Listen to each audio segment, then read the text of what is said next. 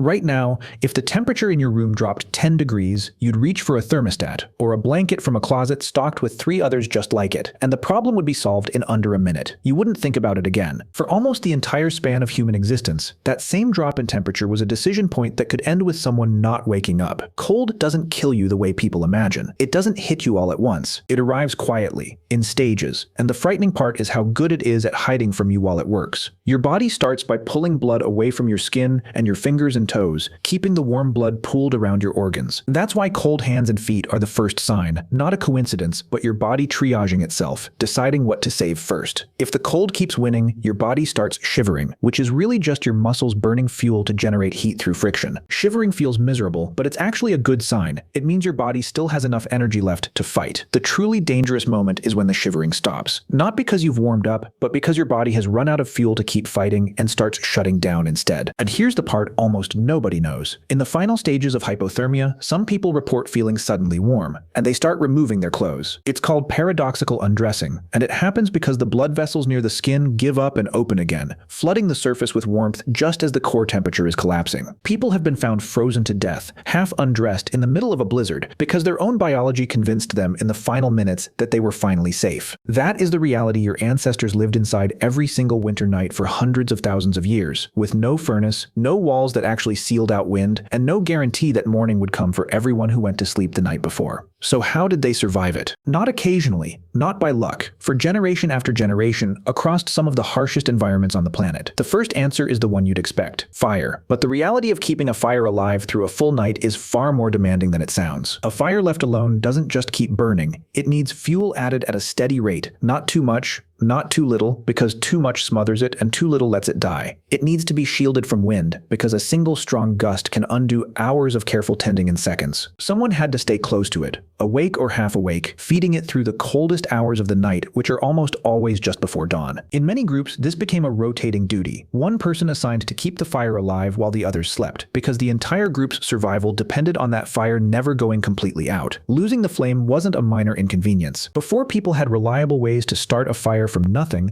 letting it die in the middle of a freezing night could be a death sentence for everyone sleeping around it. But fire alone has a serious flaw. It only heats the side of you facing it, and the moment you turn over or step away, the cold rushes straight back in. You can't wrap yourself in a fire and carry it with you into sleep. What people actually needed was a way to trap their own body heat and hold it in place, and that's where clothing and shelter had to do the real work. Early attempts at cold weather clothing were simple: a hide draped over the shoulders, tied loosely at the front. It helped, but it left gaps everywhere. Wind found its way in at the sides, under the arms, around the neck. A draped hide is better than nothing, but in a genuine deep freeze, better than nothing still isn't enough to keep you alive through a long night. The real breakthrough came when people learned to cut hides into shaped pieces and stitch them together into something fitted to the body, sealed at the seams, trapping a thin layer of warm air directly against the skin. That requires a needle fine enough to pierce leather without splitting it, and a hole through that needle small enough to thread but strong enough not to shatter under pressure. Bone needles built for exactly this purpose start appearing in the archaeological record tens of thousands of years ago, and they aren't crude. They're precise, deliberate tools made by someone who understood exactly what they needed to accomplish and refined their technique until they got it right. Sleeping itself became a technology.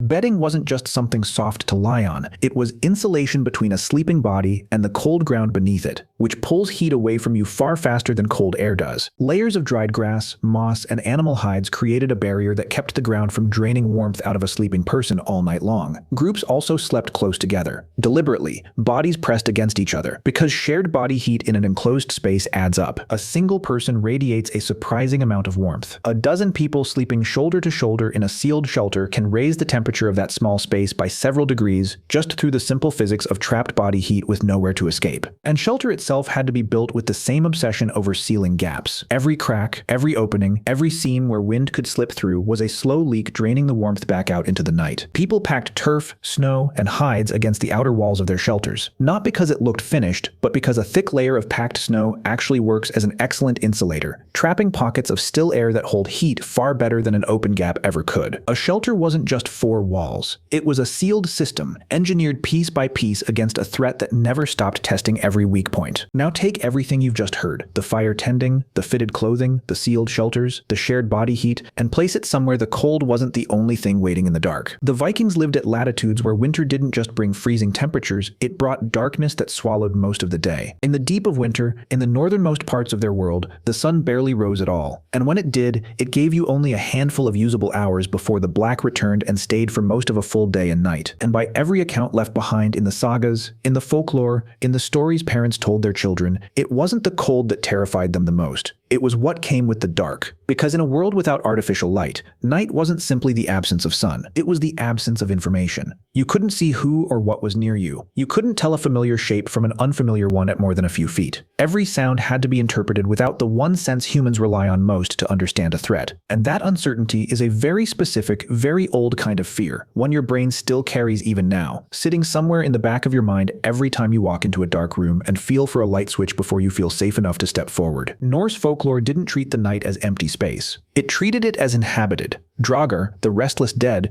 were believed to walk in darkness, strong enough to crush a grown man, cold enough that their touch alone could kill. Huldufolk, hidden beings living just outside the edge of what human eyes could perceive, were said to move closest to human settlements after nightfall, when they couldn't be seen approaching. Whether or not anyone genuinely believed every detail of these stories, the fear behind them was practical. Night in that world was when your guard had to be highest and your senses were at their weakest, and a culture that survived generation after generation in that environment built its stories directly around that exact vulnerability. There's a reason the sagas are full of warnings about traveling after dark, about staying close to the hall once the light failed, about never wandering alone once the sun dropped below the horizon for what might be 16 or 17 hours at a stretch. It wasn't superstition detached from reality. Predators hunted more effectively in darkness than people did. A twisted ankle on unfamiliar ground in the black of night, far from shelter, could turn into a slow death from exposure before anyone even realized you were missing. Every practical danger of the cold, the wind, the uneven ground, the distance from fire and warmth got dramatically worse the moment you lost the ability to see it coming. So the long Viking night became something closer to a siege than a bedtime. Halls were built without windows facing outward wherever possible. Doors were heavy and deliberately difficult to force open quickly, and people gathered close together inside, near the fire, not just for warmth, but because being alone in the dark, even inside four walls, carried its own particular dread. This is where something interesting happens, because the same conditions that made the night frightening also made it, in a strange way, essential. Trapped together for hours with nothing to do and nowhere safe to go, people talked. They told the very stories that made the dark feel less unknown, passing down which routes were safe, which signs meant danger was near, which older relative had survived a storm exactly like the one rattling the walls outside. Fear and connection ran on the same fuel, in the same room, night after night, all winter long. And there's a detail in this that ties directly back to the cold itself. Keeping a hall warm through one of those long nights required an enormous, continuous supply of fuel, which meant someone occasionally had to step back outside, into the exact darkness everyone feared, to gather more wood before the fire burned down. That single task, walking a short distance into the black to keep the fire from dying, sat at the intersection of both threats at once. Fail at it, and the cold crept back in. Fear it too much, and you risked losing the only thing standing between the group and the dark outside the walls. The people who did it anyway, who forced themselves past that fear because the alternative was worse, were quite literally keeping everyone else alive. What all of this adds up to is a simple, uncomfortable truth. Surviving a cold night without heating was never really about beating one threat. It was about holding off several at once. The physical failure of a body losing heat it couldn't replace. The practical failure of a fire nobody was tending, and the psychological weight of hours spent in darkness where every unfamiliar sound had to be treated as a possible threat until proven otherwise. The people who made it through, generation after generation, weren't the ones who happened to be lucky. They were the ones who built systems against every one of those threats at the same time. Clothing sewn to trap warmth, shelters sealed against wind, fires tended in careful rotation, and stories told close together in the dark that turned a terrifying, uncertain night into something a group could face without falling apart. And that fear never fully left. It's still sitting quietly in you right now,